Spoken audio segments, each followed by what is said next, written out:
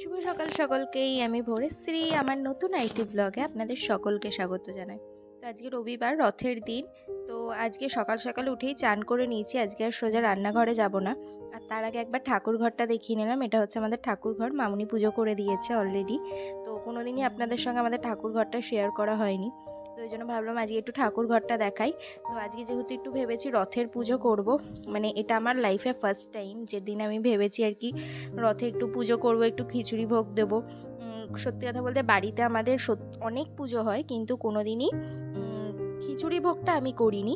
তো এখানে আমি শাড়ি টাড়ি পরে রেডি হয়ে গেছি চান করে। আজকেও রান্নাঘরে যাব, কিন্তু আজকে আমাদের জন্য না, ঠাকুরের জন্য খাবার বানাতে যাব।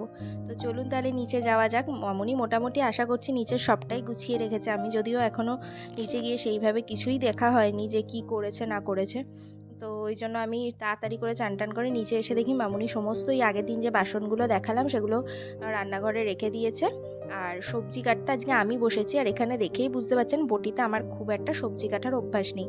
আমি পিলার আর ছুরিতেই কাটি।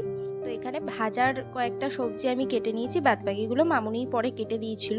মামুনি যেহেতু মুখার্জিবাবু বাবা এদের জন্য টিফিন বানাচ্ছিল, সেই জন্য আমি ভোগ করতে এখানে অলরেডি বসে গেছি।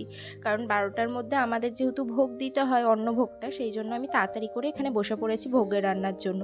তো এখানে পটল, কুমড়ো, আলু আর বেগুন এই 4টে সবজি আমি কেটেছিলাম। যদিও ভাজা হয়েছিল 5 রকম, পরে মামুনি গাজরটা কেটে দিয়েছিল আমাকে ভাজার জন্য। তো আমি তাড়াতাড়ি করে যতটা সম্ভব ততটা কেটে নিয়েছি। আর সত্যি কথা বলতে বটিতে কাটতে আমার খুবই সমস্যা হচ্ছিল, কারণ আমি কোনোদিনই বটিতে কিছু কাটিনি।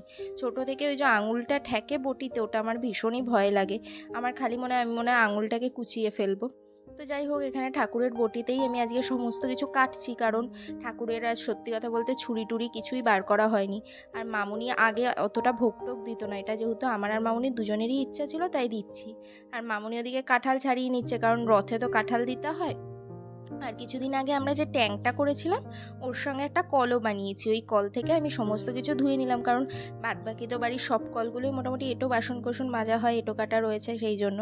তো এখানে আমি মোটামুটি শাড়ি পরে গিন্নি টিন্নি সেজেই পুজোর জোগাড় করছি, আর এখানে ভাজা টাজাগুলো বসিয়ে দেবো এবার।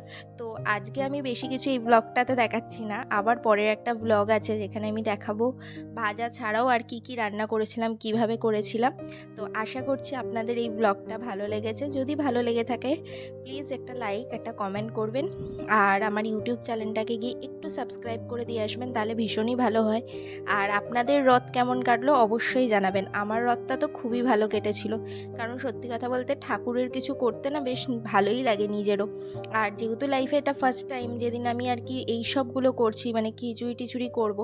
কারণ এর আগে আমি বাড়িতেও লুচি সুজি এইসব তালফুরুলি এগুলো করেছি, কিন্তু কখনো এই 5 রকম ভাজা দিয়ে ঠাকুরকে ভোগ দেওয়ার সুযোগ হয়নি। তো আমার এখানে মোটামুটি সব ভাজাই কমপ্লিট। তাহলে এই ব্লগটা এখানেই শেষ করছি। টাটা, ভালো থাকবেন।